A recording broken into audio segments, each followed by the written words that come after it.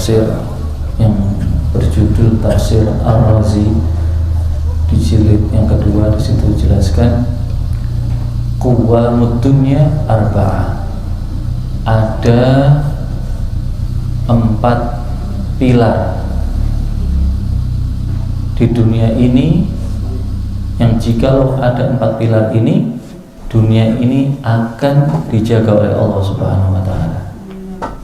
Apa yang dimaksud dengan pilar?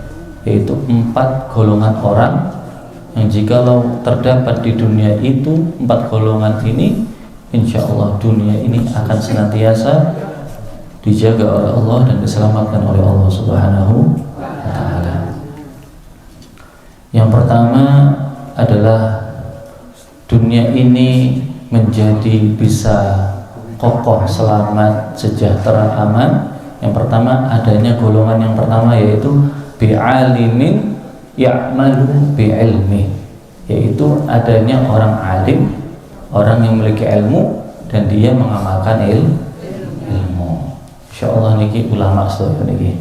Amin ya rabbal alamin. Walaupun boten ketinggal niki ulama ini. Sing wali-wali niki boten ketinggal niki. Yang kedua, golongan yang kedua yang Allah selamatkan dunia ini dengan berkat 4 golongan tersebut. Yang nomor 2 adalah bijahilin la yastangkif min ta'allumihi, adanya orang yang senantiasa menuntut ilmu kepada para ulama. Maka kita termasuk golongan orang yang mensejahterakan, yang menyelamatkan dunia ini. Pertama orang alim, yang kedua adanya orang yang menuntut ilmu, yang ketiga adalah wa ghaniyin la yabkhal bimalih aw ma'rufi, yaitu golongan yang ketiga yang termasuk golongan yang sebab golongan nomor 3 ini Allah menyelamatkan dunia ini, yaitu adanya orang yang kaya yang dia tidak pelit dengan hartanya. Dia menzakati, mengeluarkan zakatnya, menyedekahkan hartanya. Dengan berkatnya ada orang yang seperti itu, maka dia termasuk golongan orang yang menyelamatkan dunia ini. Dan yang terakhir adalah wa faqirin la yabi akhiratahu bidunya. Yang keempat, golongan yang keempat adalah adanya orang fakir yang tidak memiliki harta atau hidupnya tidak terpenuhi. Maksudnya apa? Tidak memiliki harta yang banyak dan dia tidak menjual akhiratnya dengan dunia. Maksudnya ya nopo? Dia mencari dunia, tapi dunia tadi tidak sampai melupakan dia dengan akhirat. Ini jenengan kerja, tapi kerja ini bukan sampai meninggalkan sholat. Maka itu termasuk golongan orang yang menyelamatkan dunia ini. Amin ya rabbal alamin. Jenengan golongan nomor pinten? Sekawan. Nggih. Nomor sedaya.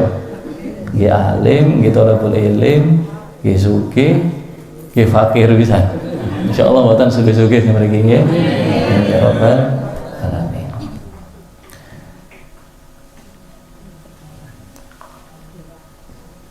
Karena sesungguhnya kekayaan yang sejati bagi seseorang itu adalah kebaikannya di dalam dunia ini. Sejatinya seseorang yang kaya itu yang bagaimana? Yang dia senantiasa melakukan kebaikan di dalam dunia ini. Itulah sejatinya orang yang kaya. Meneruskan taklim kita kemarin, kita sampai pada bab zakat. Ya, saya imut kemarin mengulas sedikit pelajaran kemarin. Sedekah itu ada 2, sedekah yang wajib, ada sedekah yang sunnah. Kemarin sudah kita bahas yang sunnah atau disebut dengan sedekah tatawwu, yaitu sedekah yang sunnah. Ada beberapa hukum-hukumnya kemarin. Di antara sedekah sunnah yang berubah menjadi wajib jikalau dia dia memberikan makan kepada orang yang membutuhkan. Jikalau tidak diberi dia akan mati. Kemudian di antara hukum sedekah yang sunnah menjadi makruh nawa jikalau dia memberikan dengan sesuatu yang jelek, kecuali dua apa? Uang dan pakaian. Yang ketiga di antara hukum sedekah sunnah menjadi haram jikalau dia memberikan sedekahnya kepada siapa? Pada orang yang bermaksiat. Itu beberapa hukumnya. Kita akan membahas sekarang tentang zakat atau sedekah yang wajib. Kemarin sudah dibahas definisinya. Apa definisi zakat?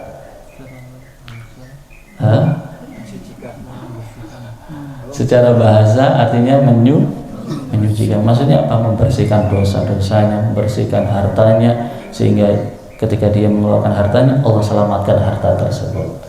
Amin ya rabbal alamin. Yang kedua, arti dari zakat itu secara syariat apa? Ada 4 poin, yaitu mengeluarkan harta tertentu dengan cara tertentu, dengan niat tertentu, dan diberikan kepada golongan tertentu. Itu yang kita bahas kemarin. Kita akan bahas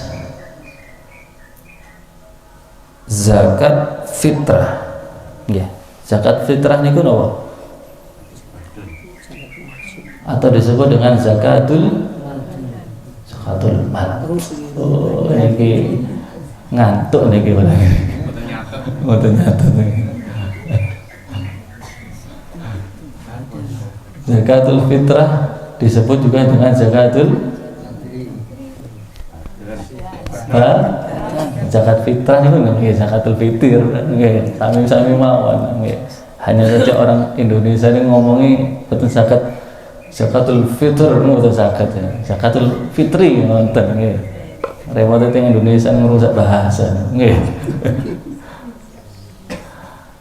Zakatul fitrah adalah yaitu mengeluarkan bahan makanan pokok dengan ukuran tertentu setelah terbenamnya matahari pada akhir bulan Ramadan dengan syarat-syarat yang telah ditentukan. Adapun zakat fitrah ini diwajibkan pada tahun keberapa?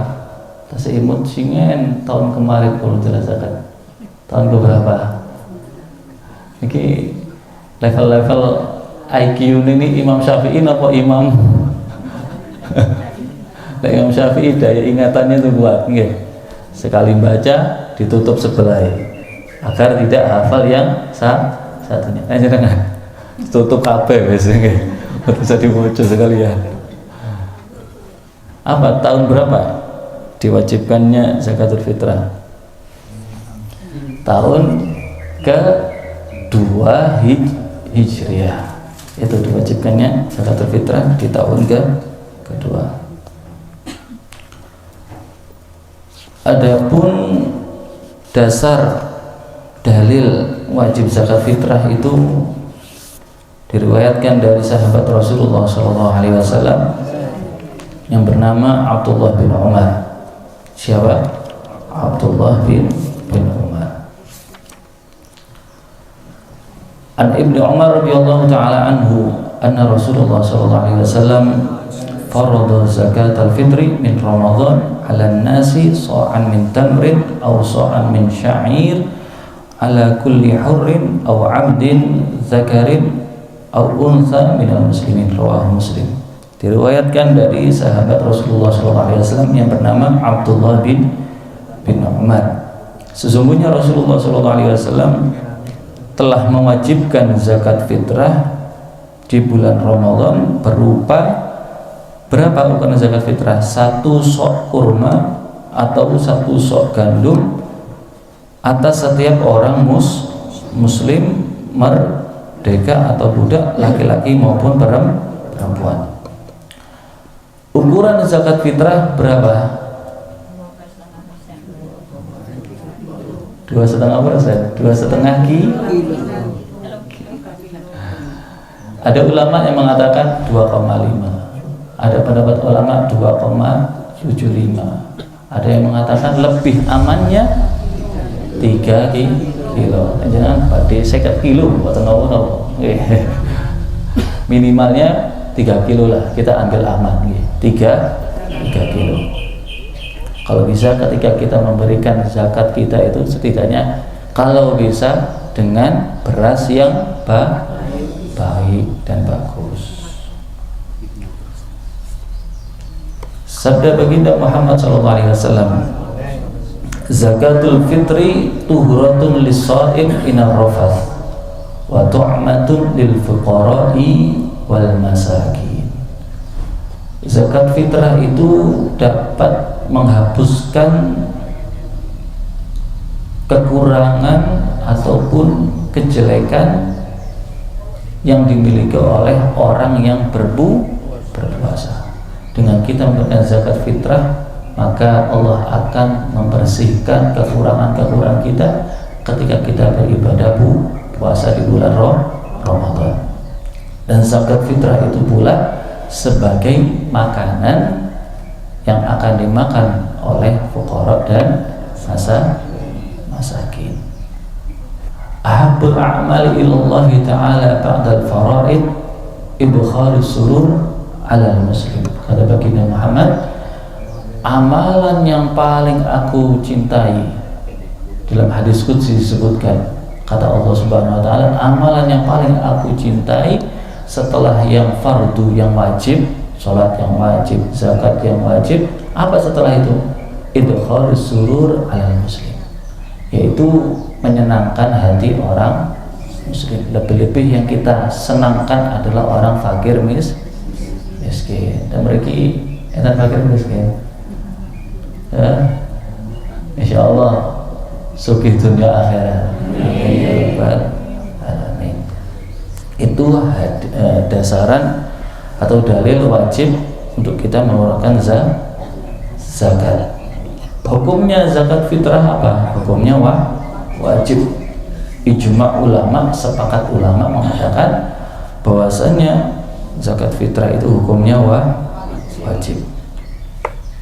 Saya akan menjelaskan auqatu ikhraji zakatil fitr, yaitu waktu-waktu seseorang itu mengeluarkan zakat fitrah. Di sini dibagi menjadi 5. Nah, perhatikan ya. Ada kalanya kita mengeluarkan zakat itu hukumnya wajib. Kapan seseorang itu mengeluarkan zakat fitrah hukumnya wajib, kapan? Nah, itu pertama, nanti saya jelaskan. Yang kedua, hukum seseorang itu mengeluarkan zakat fitrah dan dia mendapatkan keutamaan atau disebut dengan waktu yang utama seseorang mengeluarkan zakat fitrah itu kapan? Yang kedua, pertama waktu wajib, yang kedua waktu yang utama, yang ketiga waktu jawaz. Kapan sih seseorang itu boleh mengeluarkan zakat fitrah? Mulai kapan? Nah, disebut dengan waktu boleh.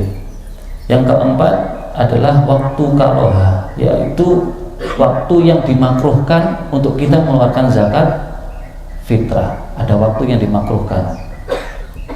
Yang kelima adalah waktu hurmah, yaitu waktu yang kita kalau mengeluarkan zakat fitrah itu menjadi hukumnya haram. Kapan? Ngadeg mawon nggih. Nggih. Aduh, ini kados ten SD nih, ya.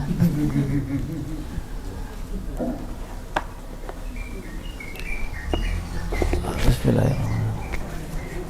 Ketinggalan ya? Ketinggalan.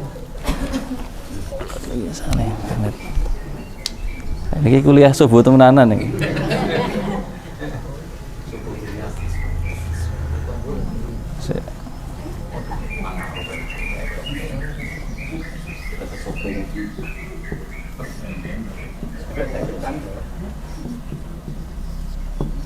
Saya dimiringkan nih. Oh, nggih. Amin.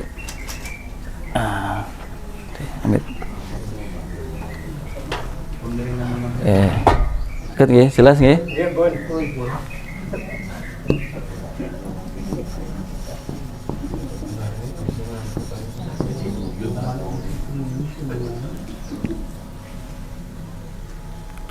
Ini Meki ya nopo niki? Anu ngasih rusak nih. Untung kas tak langsung kerja.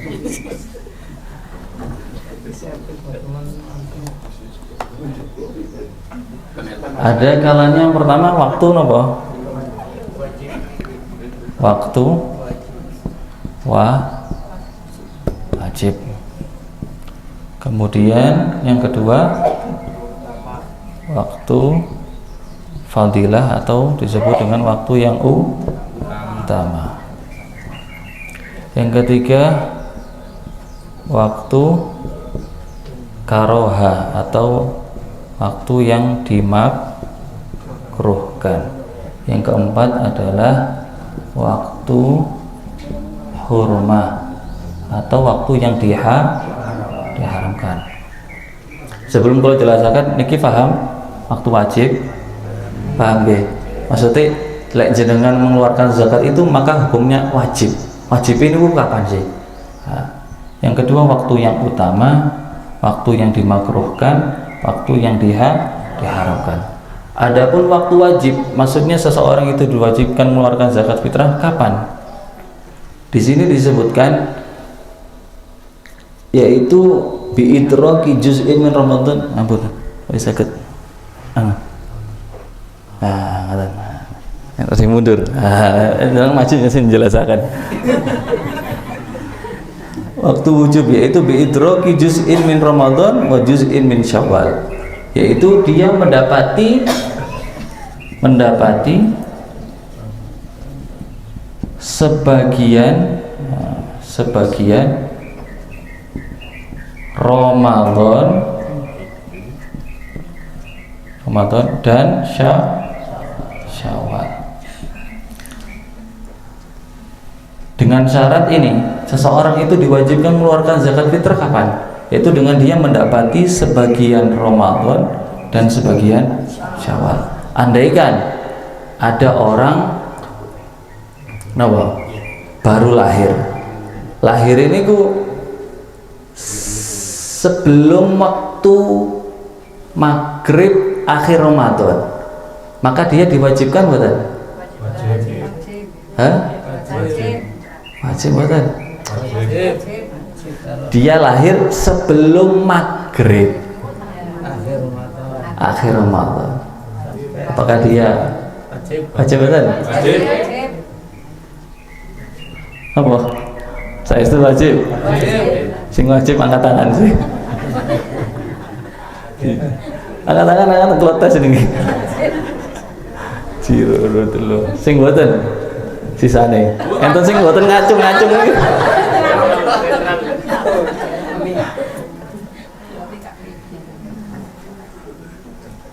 Yaitu dia syaratnya menjumpai sebagian Ramadan dan sebagian. Andaikan ada orang itu dilahirkan sebelum maghrib akhir bulan Ramadan, berarti dia wajib. Kemudian apa? Kalau hidup sampai Syawal. Nggih. Niku pinter. Dengan syarat dia juga menjumpai sebagian Syawal. Andaikan lahir sebelum maghrib, berarti kan dia mendapati Ramadan. Tapi meninggal dunia sebelum maghrib juga. Asal mboten? Betul. Asal mboten? Betul. Sing mboten angkat tangan. Kalau tes ini IQ ini kalau tes ini. Acara temenan. Mboten. Karena dia tidak mendapati sebagian Syawal. Maksudnya Syawal itu kapan? Pas melebat maghrib akhir bulan Ramadan. Maka dia termasuk orang yang mendapati sebagian Syawal. Niku yaitu orang yang mendapati sebagian Ramadan dan sebagian Syawal. Kemudian waktu yang utama kapan? Yaumul Aid ba'da tulu'il fajri wa qabla sholatil Aid wal afdal ba'da sholatil fajr. Waktu yang utama seseorang itu mengeluarkan zakat fitrah yaitu ketika setelah setelah apa sakit mawas setelah subuh sebelum sholat Id. Nah, ini waktu yang utama. Tapi afdolnya setelah sholat subuh. Jadi setelah masuknya subuh itu jenengan sudah mendapati waktu yang utama. Afdolnya yaitu setelah menunaikan sholat subuh. Itu waktu yang utama. Yang ketiga, waktu jawaz wa huwa min awali Ramadan. Kapan kurang nih nggih.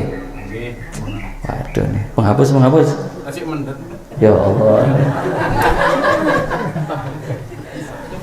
Kertas.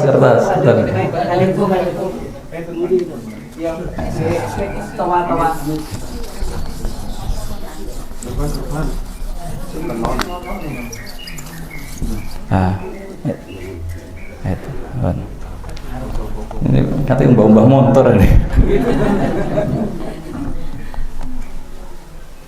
Yaitu waktu yang ketiga adalah waktu jawaz. Ini kurang lagi. Jawaz yang keempat waktu nopo? Karoha atau makruh. Yang kelima waktu apa? Haram. Perhatikan.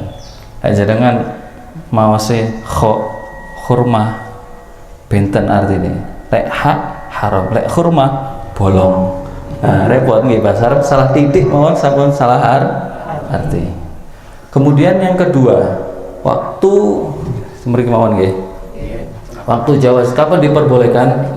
Min awali Ramadan, dari 1 Ramadan. Ada kan jenengan badhe mengeluarkan zakat fitrah mulai sekarang, nggih, mulai sekarang ini, maka boleh. Ini apa? Dari 1 Ramadan. Ada kalanya waktu makruh. Waktu seseorang itu kalau mengeluarkan zakat fitrah hukumnya makruh kapan? Takhiruha an sholatil Id ila ghurubis syamsi. Yaitu dia mengakhirkan mengeluarkan zakat fitrah, mengakhirkannya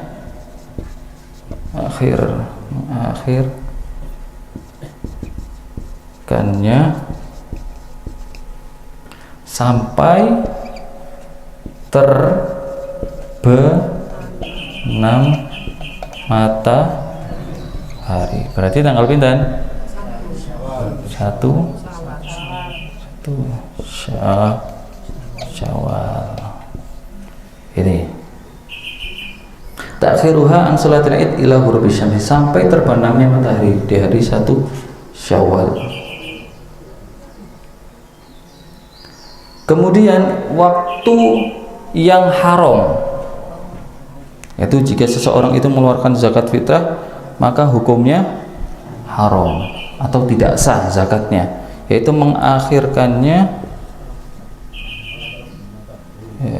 niki sampai habisnya 1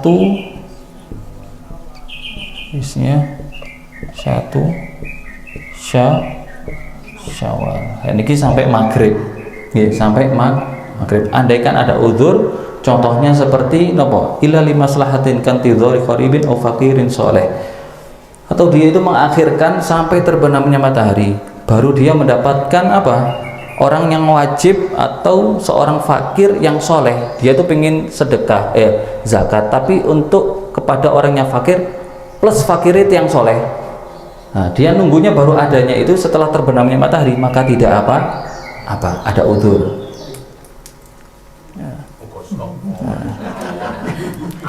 Kadutun swarga kun fayakun langsung ngene.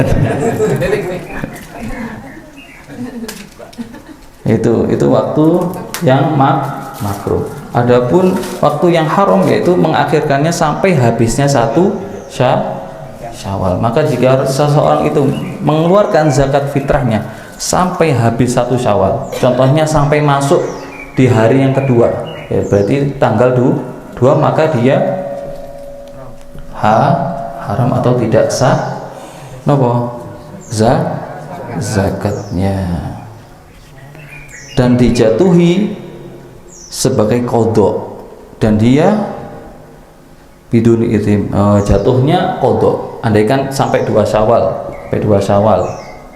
maka jatuhnya dia itu kodok, tapi tidak, dia itu berdosa dengan syarat itu ada uzur.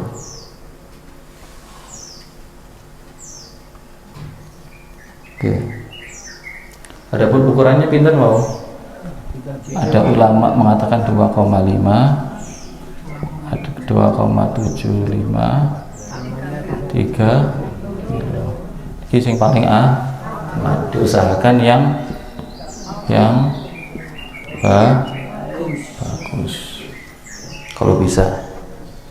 Kesal badan sampun akan keluar lagi batal poso deh.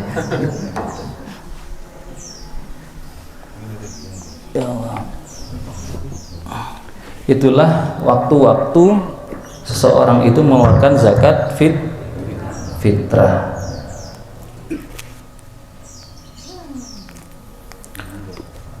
Kemudian itu waktu-waktunya.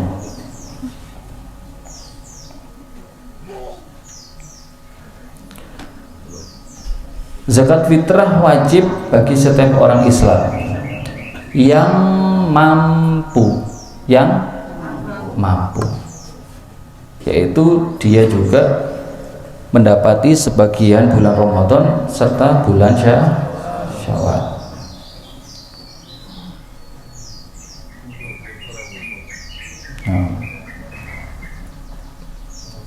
Yang dimaksud dengan orang yang mampu itu bagaimana? Orang yang mampu apa sih, nggak ada sepeda siji, apa sih nggak ada mobil, orang yang mampu itu disebut orang yang mampu kapan? Di sini disebutkan ada beberapa poin. Yang dimaksud mampu yaitu memiliki harta lebih, dari yang pertama, dari kebutuhan makanan dan pakaiannya untuk dirinya dan untuk orang yang wajib dia nafkahi. Orang yang wajib dia nafkahi berarti sinten? Keluarganya, anak istrinya. Yang kedua, memiliki harta lebih dari rumah yang layak baginya dan orang yang wajib dinafkahi. Itu poinnya, orang yang mampu. Kemudian yang dimaksud mampu adalah orang yang memiliki harta lebih dari, poin yang ketiga, biaya pembantu untuk istrinya jika dibutuhkan. Ada kan istrinya itu nopo biasa nih perlu pembantu, jika memiliki pembantu, maka dan dia dia memiliki harta lebih, tapi dari biaya pembantu untuk istrinya, maka itu disebut dikategorikan oleh orang yang mampu. Itu kata saya itu memiliki mampu ya, mampu kan? Oke. Nah, kemudian poin yang berikutnya, orang yang wajib dinafkahi itu siapa sih? Sinten? Orang yang wajib dinafkahi itu sinten? Di antaranya urutannya, yang pertama gesek talah sabar. Sing ceramah iki sapa sing ceramah sing taklen iki. Pertama adalah anak yang belum balik. Dan dia tidak memiliki harta. Contohnya anak bayi, itu belum balik nih. Balik itu kapan sih? Alamatul bulu salah tanda orang itu balik ada 3. Yang pertama, pelajaran kali Habib Qadir biasanya. Waduh ini kata saya kecapan pas belajar kali kape. Yang pertama apa? Hah? Umur 9 tahun bagi perempuan atau laki-laki? Perempuan. Yang kedua, umur 15 tahun. 15 tahun itu hitungannya tahun Hijriah tahun Masehi. Ayo, sing Hijriah angkat tangan, sing Masehi angkat tangan. Angkat tangan kabeh ngenten. Wah, niki sing repot niki. Hijriah. Kemudian terakhir apa? Mimpi. Yaitu dia itu mimpi basah. Itu tanda orang balik.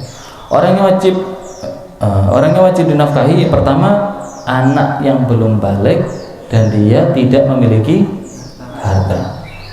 Yang kedua, anak yang sudah balik. Diperhatikan, anak yang sudah balik tapi secara fisik dia itu tidak dapat bekerja, atau dia itu sudah balik tapi tidak punya pekerjaan, maka dia wajib dinafkahi dan dizakati. Yang ketiga adalah orang tua yang tidak mampu atau disebut dengan mu'sir. Itu orang tua yang tidak mampu, dia memiliki ibu bapak sing boten gadah, maka dia sebagai anak wajib dinafkahi orang tuanya, pun sampai ditinggal. Nggih, wis sukses anak niki biasanya bapak ibu dilupakan. Nggih napa nggih niki. Yang keberapa nih, Bu? 3. Yang keempat adalah istri yang sah. Jelas nggih. Bojone tangga mboten bisa diwajibi nafkahi, bojone tangga nggih. Nek bojone iki yang Kemudian yang kelima adalah istri yang sudah ditolak rojai. Berarti baru ditolak berapa rojai ini, Bu?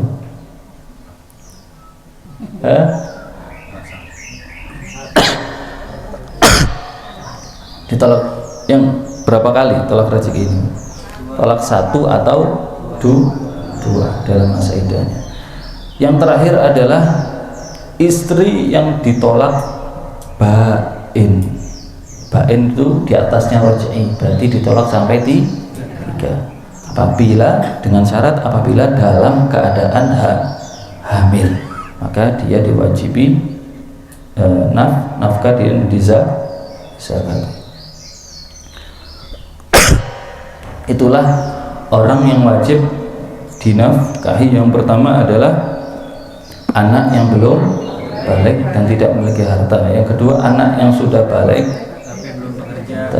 tapi belum bekerja. Yang ketiga, orang tua yang tidak mampu. Kemudian istri yang sah. Kemudian istri yang ditolak rojai yang masih dalam keadaan masa iddah. Yang terakhir adalah istri yang ditolak bain atau ditolak 3 apabila dalam keadaan hamil.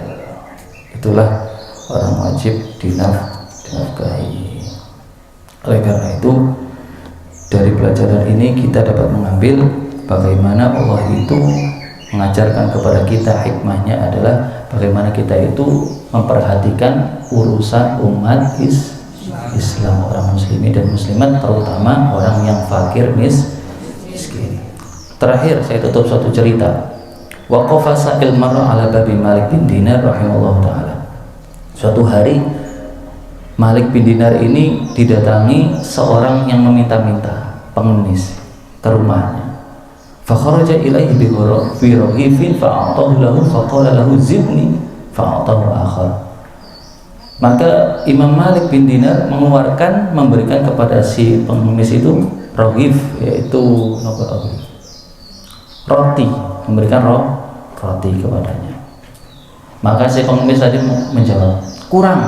Wah, ini repot, pengemis wis dikai mboten matur suwun malah kurang. Akhirnya Malik bin Dinar memberikan lagi. Setiap diberikan kurang. Setiap diberikan kurang. Sampai akhirnya Malik bin Dinar mengeluarkan semua hartanya diberikan kabeh wis.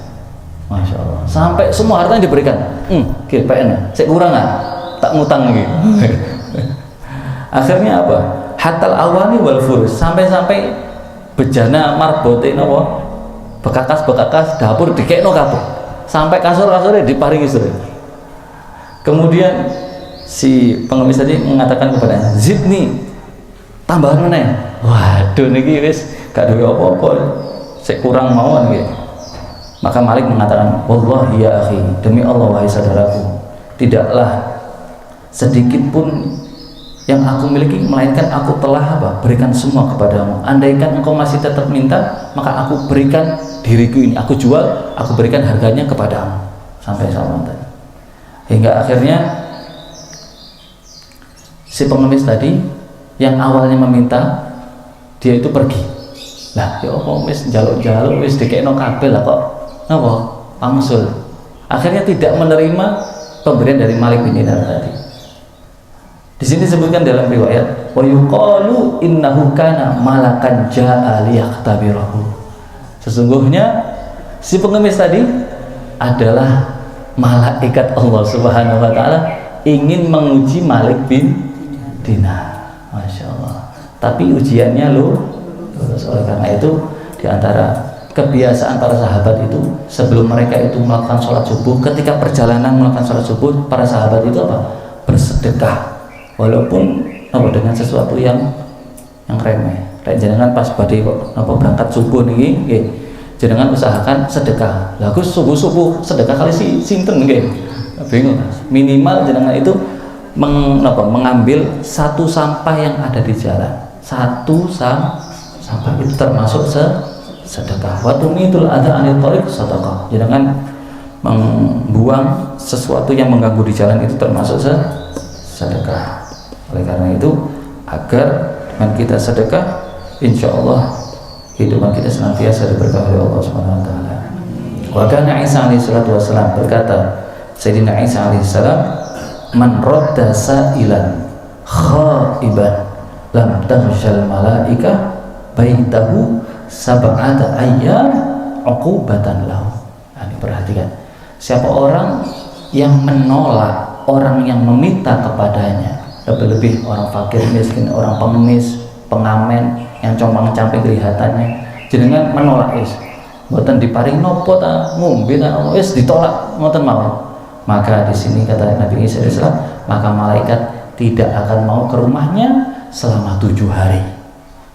Masya Allah. Oleh karena itu kalau ada pengemis lebih-lebih di pagi hari, boleh jadi itu adalah malaikatnya Allah Subhanahu wa taala. Setidaknya jangan ditolak, berikan apa yang kita mampu. Contohnya berikan minum lah, minum kurma, tanah apa, jajan, tanah apa, setidaknya ada yang kita berikan. Pun sampai di apa mulai sampai diusir di Senin, wah enggak ngeruh, waktunya turu repot ya. Pun sampai nih, semoga dengan kita semakin sering memberikan bantuan kepada orang fakir miskin, insya Allah malaikat senantiasa ke dalam rumah kita sehingga hidup kita semakin diberkahi oleh Allah Subhanahu wa taala. Amin ya rabbal alamin. Assalamualaikum warahmatullahi wabarakatuh.